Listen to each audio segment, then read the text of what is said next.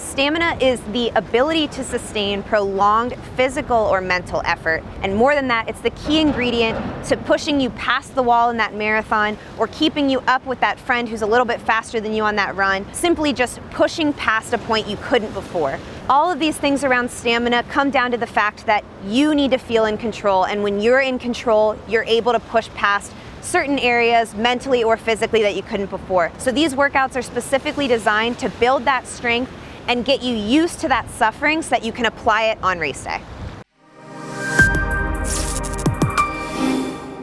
Now, running isn't the only thing you can use to build running stamina. What we're going to use today is a simple walking lunge, which traditionally might be looked at as a strength movement. Today we're going to use it for multiple repetitions to get you breathing heavy, but also working on that strength.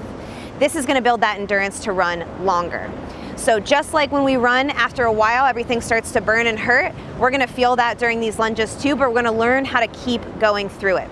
Your workout is very simple. 3 by 3 minutes of walking lunges. You're going to pick your pace on these, but the idea is to keep moving the entire time.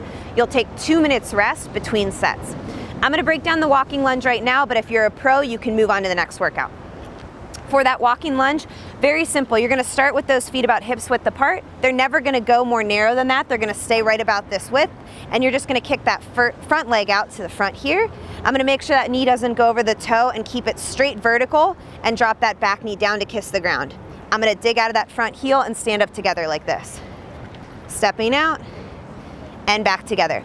Whole time my core is on nice and tight. All I mean by that is the belly button's coming into the spine. I'm making an active effort to keep that the glutes squeezed at the top so that every time I step out for the lunge, I'm nice and supported and balanced. I'm going to do that walking lunge alternated for the whole 3 minutes, rest for 2, repeat that twice more.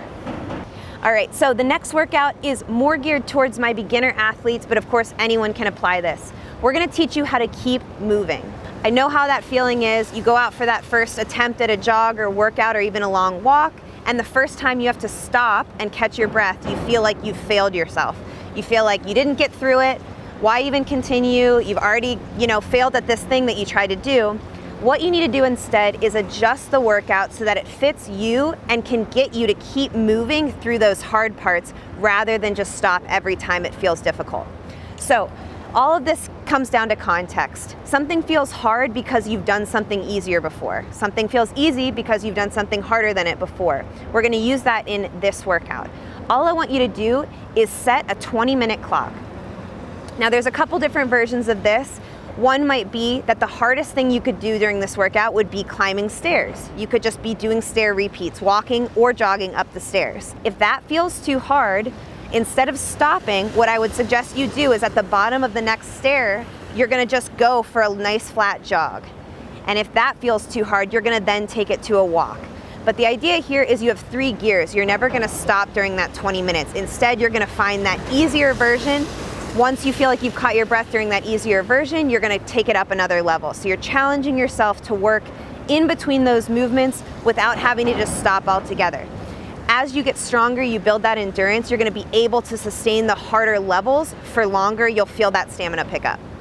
Now, one good indicator of stamina is being able to do more on less rest. So today's workout, that third workout, is going to be focused on our recovery time and decreasing that recovery, but keeping our efforts the same. You're gonna do 5 400-meter or quarter-mile runs. You're gonna then rest, and you're gonna rest less time between rounds. For those runs, we're going for a 7 to 8 out of 10 perceived effort. So you're not in an all-out sprint, which we would consider a 10 out of 10, and you're obviously not walking at that 1 out of 10. You're finding a pretty hard effort. You're gonna be working anywhere from 1.5 all the way up to 3 minutes most likely, and you wanna be pushing here so that you actually need those recovery periods.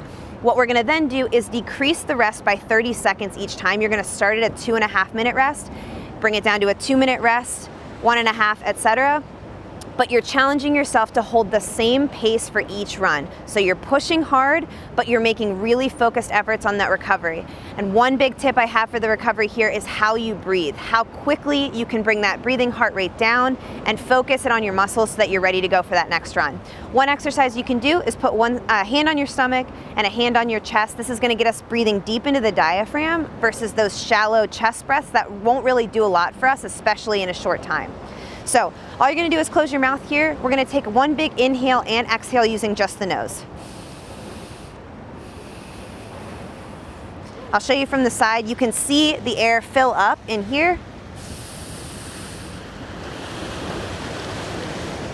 When we slow our breathing and make it deep and really focused, we're able to kind of bring ourselves back to center much quicker than if we were just hands over, bent over, just trying to huff and puff until we feel ready to go on that next one. So maybe on other times we've tried to just run for a sustained period of time, take as long as we want to recover afterwards. Today we're focused on how quickly we can recover during those rests.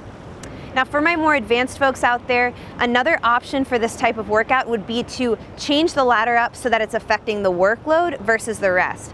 So in other words, you're gonna keep your rest the same, but you're gonna be increasing distance on each round. So I would have you start at 400-meter run, but you're only gonna rest 90 seconds between each round. You're gonna add 200 meters to each run. 400-meter run, 600, 800, 1,000, and 1,200, all keeping the 90-second rest between.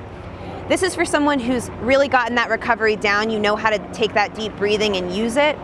And this is gonna get you working for longer at that same effort. So learning how to mentally push through.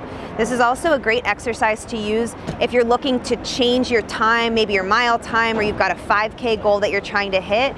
This gets you stringing those pieces together of that pace that you want to achieve. So you can always manipulate this in your own way, but that is an advanced option for that workout.